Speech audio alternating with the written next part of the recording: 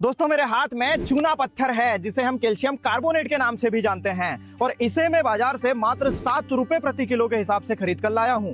जब इतने सस्ते चूने को खेती में प्रयोग किया जाता है तो इसके अद्भुत परिणाम फसलों में और मिट्टी में देखे जाते हैं। इसके एक नहीं अनेकों फायदे होते हैं जिन्हें जानकर आप हैरान रह जाएंगे। और मजे की बात तो यह है कि यह प्राकृतिक रूप से बनता है, मतलब इसे किसी लैब में नहीं बनाया जाता है बल्कि खदानों से खोद कर लाया जाता है। तो आइए जानते हैं खेती में चूने का क्या महत्व है डिटेल में। चूने का प्रयोग कब, कैसे, कितनी मात्रा में करना चाहिए और इसके फायदे क्या हैं और लिमिटेशंस क्या है। चलिए शुरू करते हैं। दोस्तों आज की खेती में चूने का प्रयोग बहुत ही महत्वपूर्ण होते जा रहा है, क्योंकि जैसे जैसे रासायनिक खादों का प्रयोग बढ़ते जा रहा है वैसे वैसे मिट्टी की अम्लीयता भी बढ़ती जा रही है और पीएच गिरता जा रहा है। जबकि मिट्टी का पीएच जब 7 के आसपास होता है तभी सभी सूक्ष्मजीव प्रॉपर्ली काम करते हैं, ऑर्गेनिक मैटर का विघटन तेजी से होता है, न्यूट्रिएंट्स पौधों को तेजी से अवेलेबल होते हैं और अच्छी फसल देखने को मिलती है। तो अगर मिट्टी का पीएच कम हो रहा है, मिट्टी अम्लीय होती जा रही है, तो हम चूने का प्रयोग करके आसानी से इसे बढ़ा सकते हैं। चूना कैल्शियम का सबसे सस्ता और विश्वसनीय स्रोत है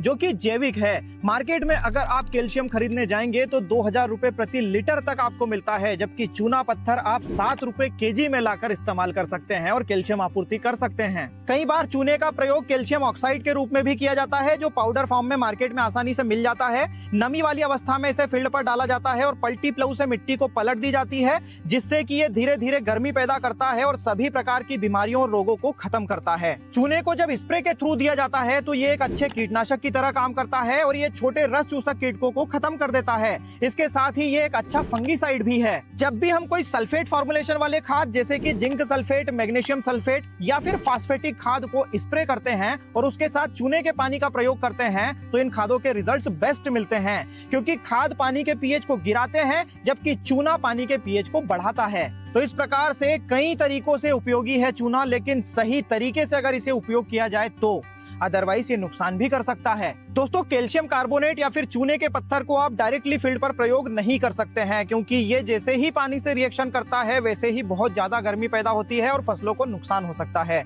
आप पहले इसे पानी में घोल लें और उसके बाद जैसे ही गर्मी बाहर हो जाए इसे आप स्प्रे में या फिर ड्रिप से चला सकते हैं। चूना पाउडर का प्रयोग बेसल के रूप में भी किया जा सकता है। अगर बारिश के सीजन के पहले इसे फील्ड पर इस्तेमाल कर लिया जाए तो इसके बेस्ट रिजल्ट्स मिलते हैं। अलग अलग मिट्टी के पीएच के अनुसार अलग अलग मात्राओं का चयन आपको करना चाहिए और मिट्टी का पीएच जब 8 या फिर 8 से ज्यादा हो तो चूना पाउडर का प्रयोग नहीं करना चाहिए। अगर जरूरत हो तो स्प्रे के थ्रू हम दे सकते हैं। तो इस प्रकार से खेती में चूना किसी चमत्कार से कम नहीं है। दोस्तों ये एपिसोड अगर आपको पसंद आया हो तो अपना वैल्यूएबल फीडबैक जरूर दीजिएगा, वीडियो को लाइक और ज्यादा से ज्यादा शेयर करिएगा। धन्यवाद।